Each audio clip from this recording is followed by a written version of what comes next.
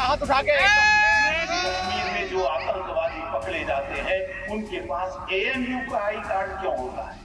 हमेशा अलीगढ़ मुस्लिम यूनिवर्सिटी पर इल्जामात लगते रहे हैं। कभी जिन्ना तो कभी पाकिस्तान के नाम पर निशाना साधा जाता रहा है।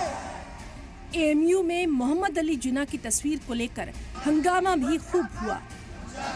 हिंदू राष्ट्र की अब AMU एक बार फिर सुर्खियों में है और इस बार AMU पर संगीन इल्जाम लगाए गए हैं। एक ऐसी यूनिवर्सिटी जिससे पढ़कर बड़ी बड़ी शख्सियात दुनिया में निकली, दुनिया में नाम रोशन किया। उनमें भारत के साबिक वाइस प्रेसिडेंट हामिद अंसारी का नाम काबिल जिक्र है। उस यूनिवर्सिटी पर दहशतगर्दी से जुड़े होने के इल्जाम लग रहे हैं। दरअसल यूपी के अलीगढ़ में विश्व हिंदू परिषद के national joint general secretary Surendra Jain ने AMU को लेकर बेहद मुतनाज़ा बयान दे दिया। उन्होंने कहा कि कश्मीर के दहशतगर्दों के पास AMU का आई कार्ड मिलता है। मुल्क के रुपए से चलने वाली यूनिवर्सिटी आज एंटी नेशनल सरगर्मियों का अड्डा भी बन सकती है। आखिर क्या कारण है? मैं सोचा करता था कश्मीर में जो आतंकवादी पकड़े जाते हैं उनके पास AMU का आई कार्ड क्यों होता है?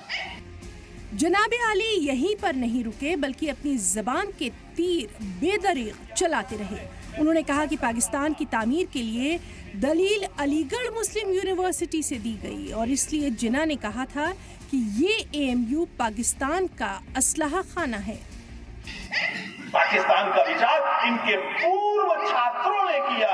पाकिस्तान के निर्माण के लिए तर्क अलीगढ़ मुस्लिम यूनिवर्सिटी से गढ़े गए और इसीलिए जिन्ना ने कहा था it is the Arsenal of Pakistan. ये मैं नहीं कह रहा हूं, ये जिन्ना ने कहा था, ये पाकिस्तान का शस्त्रागार है।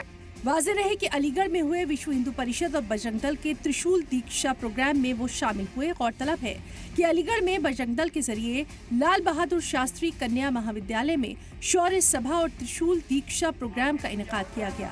अब सवाल ये है कि क्या इस तरह के बयान मुल्क की खुशगवार फिजा के लिए खतरनाक नहीं? क्या इस तरह के बयान की सख्त मजम्मत, सख्त मुखालिफत नहीं होनी चाहिए? क्या ऐसे नफरती बयान देने वालों के खिलाफ कार्रवाई नहीं होनी चाहिए जो कि बिना किसी सबूत के इस तरह के बयानात दे दिया करते हैं? ब्यूरो रिपोर्ट, सलाम टीवी। इस बार कल मैं